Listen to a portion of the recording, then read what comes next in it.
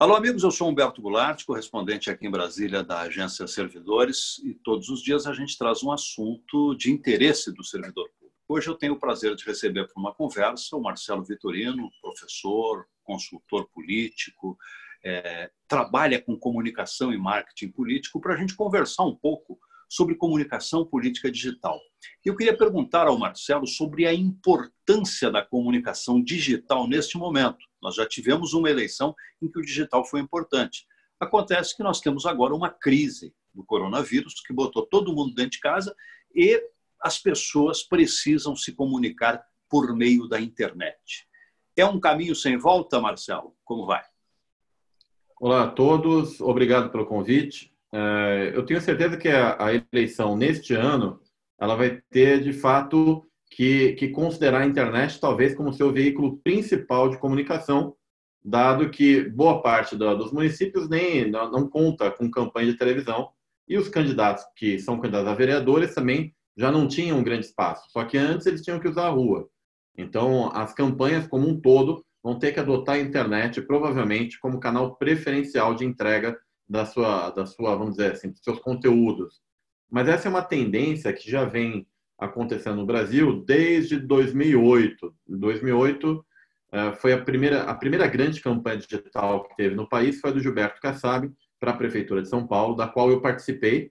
Ali eu era uma pequena engrenagem naquela ferramenta toda lá.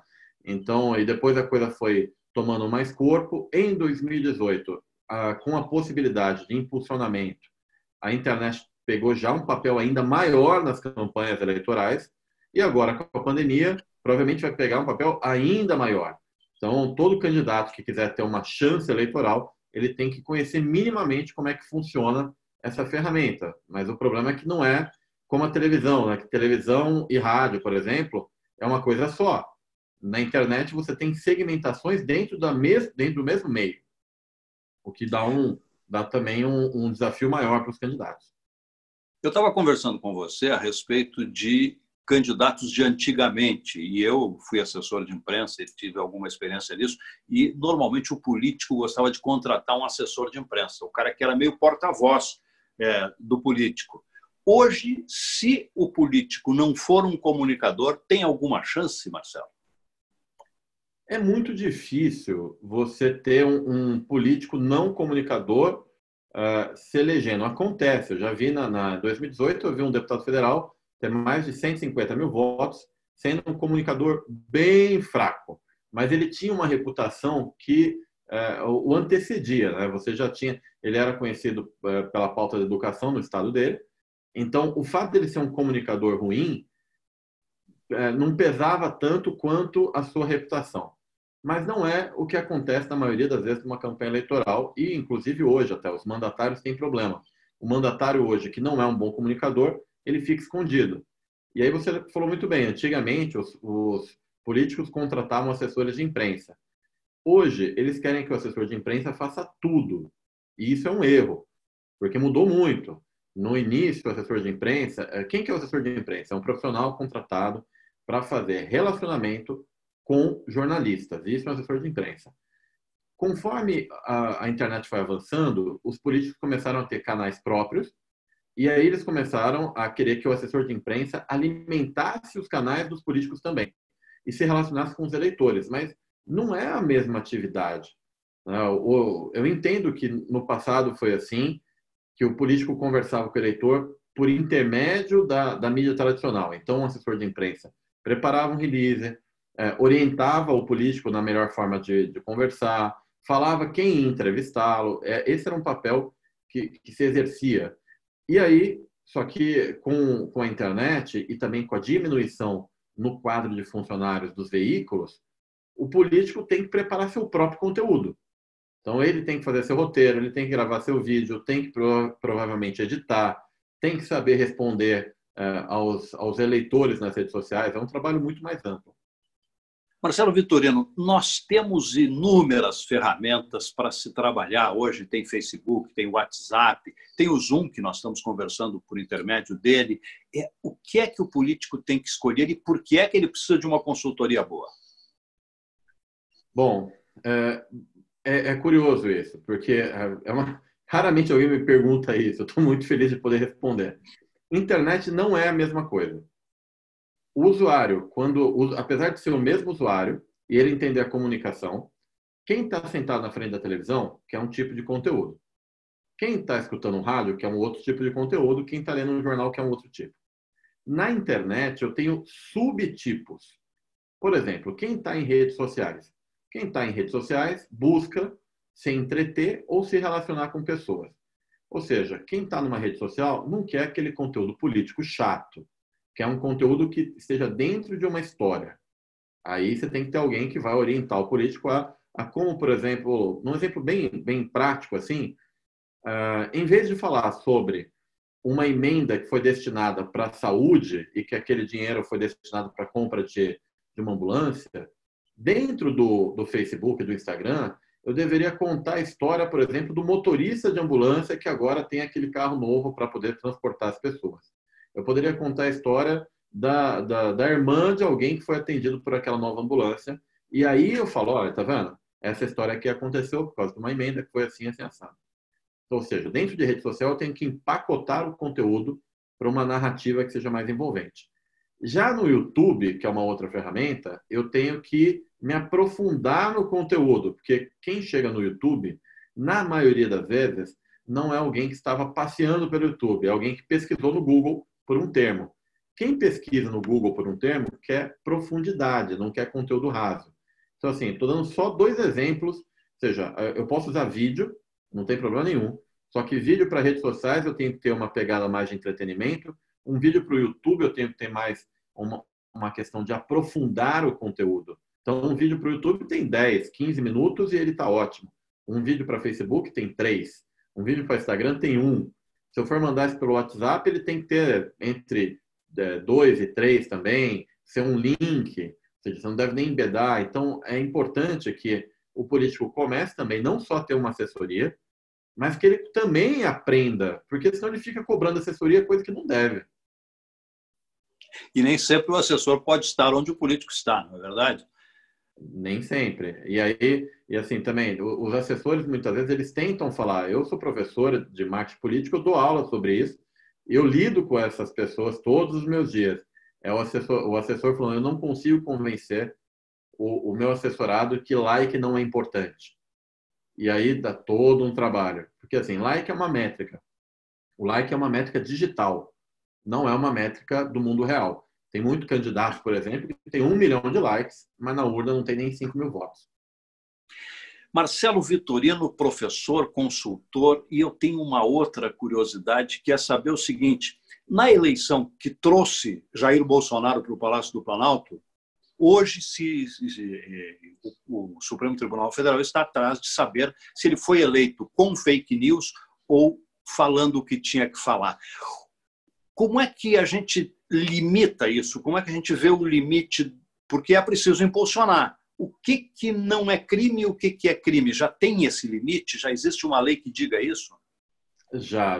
Em relação... Porque assim, nós temos uma legislação específica para o período eleitoral e tem uma outra aberta que está sendo discutida, inclusive, no Senado agora. Então, o que tem já estabelecido fora do período eleitoral é muito fraco. Não tem nada que define se isso aqui é ou não é fake news, se isso aqui pode ou não pode. Então, nós temos só a legislação comum, que é a da justiça, da legislação civil e a penal, que fala sobre crimes contra a honra, injúria, calúnia, difamação. Na eleitoral, você tem algumas outras questões. Por exemplo, um candidato não pode contratar pessoas para, entre aspas, falar mal dos seus adversários. Isso é considerado guerrilha. Então, tanto o candidato quanto quem é contratado pode ter pena até de prisão, não só de multa. Então, isso foi, se eu não me engano, em 2017. Foi na reforma de 2017 que entrou. Agora, é muito difícil você identificar de onde está vindo a guerrilha. Então, até porque os tribunais, quando você está numa campanha, eu faço campanha todos os anos. Então, assim, geralmente eu faço de 8 a 10 campanhas. Quando você entra com uma ação, vamos supor que o meu cliente foi atingido por uma fake news. Aí eu entro com uma ação na justiça eleitoral, que costuma ser uma justiça mais rápida do que a civil, né, e a penal. Até aí tudo bem. até o juiz julgar aquela ação, já passou 4, 5 dias.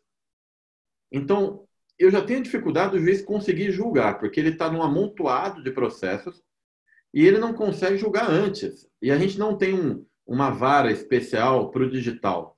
Fica lá o julgamento da placa irregular, do carro de som e daquele impulsionamento, que pode ser irregular, pode ser a distribuição de material também, pejorativo a um candidato, e fica lá por dias. Às vezes, ele não é nem julgado durante o processo eleitoral, para você ter uma ideia. Quando ele vai ser julgado, já terminou, ou seja, o efeito já se produziu. Então, os próprios candidatos hoje têm que ter uma cultura de ter um site bem construído, para quando acontecer uma notícia falsa ou até algo fora de contexto, a população, ao pesquisar pelo nome dele, caia em uma página que tenha a sua justificativa. Os candidatos só pensam em redes sociais, mas redes sociais não é o lugar que as pessoas vão parar quando elas precisam pesquisar por um tema. Elas vão parar no site. Então, você ter um site serve para ajudar a combater. Você ter listas de transmissão de seus apoiadores e os e-mails de seus apoiadores também serve para ajudar a combater. Porque já que a legislação não é capaz nem de atingir todo mundo e nem de ser célere, rápida, a ponto de coibir, quem vai ter que se virar com isso são os próprios candidatos. Os seus clientes já estão conscientes disso, que é preciso estruturar? Eu posso ter na minha casa minhas redes sociais e brincar com elas, mas um candidato não pode brincar, tem que tratar sério, e isso, me parece, pelo que você está mostrando, precisa ter método, precisa ter planejamento, precisa ter ação em cima. É mais ou menos por aí? É 100% por aí, não é mais ou menos não. Meus clientes já sabem disso. Todo mundo que trabalha, para quem eu dou consultoria, inclusive meus alunos, sabem que internet não é uma coisa só. Internet não é um brinquedo.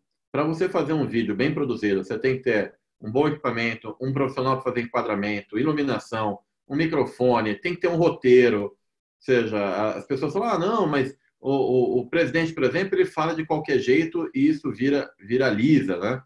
Não é bem assim. Primeiro porque o qualquer jeito dele, ele fala geralmente um conteúdo polêmico. E esse polêmico em rede social é mais compartilhado do que um conteúdo padrão. Agora, candidatos não podem viver de polêmicas, geralmente. Então, no caso do presidente, ele construiu uma reputação dentro da internet com polêmica ao longo de 4, 5 anos. Quando chegou no período eleitoral, ele já tinha uma base construída de pessoas que o compartilhavam. E como a fala dele é muito dura, ela tem pessoas que odeiam e pessoas que amam. Não tem pessoas no meio termo. O que não é a realidade da maioria dos candidatos. A maioria dos candidatos não terão falas tão duras quanto a do presidente. Então, o próprio algoritmo da rede social, ou seja, como a conta que a rede social faz para expor mais ou expor menos um conteúdo, quando ele é um conteúdo mais sereno, ele é menos exposto. Aí o que o próprio político vai ter que fazer? Vai ter que impulsionar. Agora, impulsionar, eu falo para você que é uma arte quase. Impulsionar não é uma coisa simples, não é apertar um botão. Impulsionar é você entender de público, ou seja, quem eu quero impactar. Aí você tem que arrumar o formato certo do conteúdo para impactar aquela pessoa e saber como operar a ferramenta, que não é tão simples assim. Você está falando em método e a gente precisa encaminhar essa entrevista para o final, senão nós conversamos o resto da tarde, que o assunto é bom, Marcelo. Mas eu queria, para a gente encerrar, duas coisas de você. Primeira, se é que é possível fazer uma projeção de que caminho nós estamos tomando na comunicação digital. E que você desse um recado aos servidores públicos, que também agem politicamente em vários momentos, dizendo para eles o que eles podem fazer também em termos de comunicação e que ela seja digital. Muito bem. A gente caminha, se eu for pensar só na questão eleitoral, eu caminho para duas vertentes. A primeira, que é a de uma campanha feita baseada em impulsionamento, que aí é uma questão de você...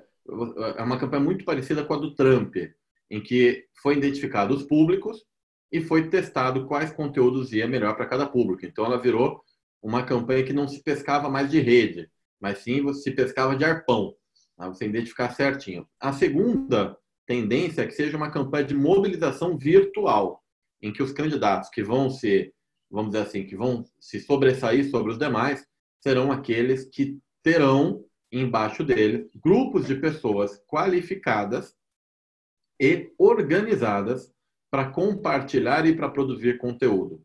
Então, toda aquela mobilização de rua vai sair da rua e vai para a tela.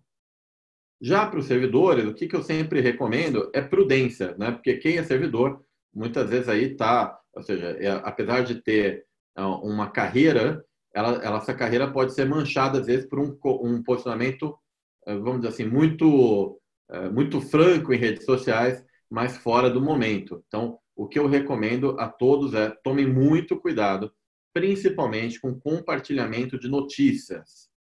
Por quê? Hoje você tem uma lei que fala em multa e que pode dar um problema sério para quem compartilhar uma fake news. Então, assim, eu recomendo prudência ao extremo. Receber uma foto, isso pode ser pelo WhatsApp também, tá? Não é só redes sociais. Receber uma foto, coloque essa foto no Google para ver se ela já não foi utilizada em outro lugar, se ela não está fora de contexto. Receber um link, não compartilhe antes de checar se aquele link é real, porque as penas hoje são pesadas para quem faz o compartilhamento e não dá para a gente alegar ignorância. Então, a minha recomendação é que fiquem muito atentos para não serem prejudicados, nem nas suas carreiras e também nem no bolso. Marcelo Vitorino, professor de comunicação e marketing, falando sobre política digital com a gente aqui na Agência Servidores. Muito obrigado pela entrevista e muito sucesso no seu trabalho.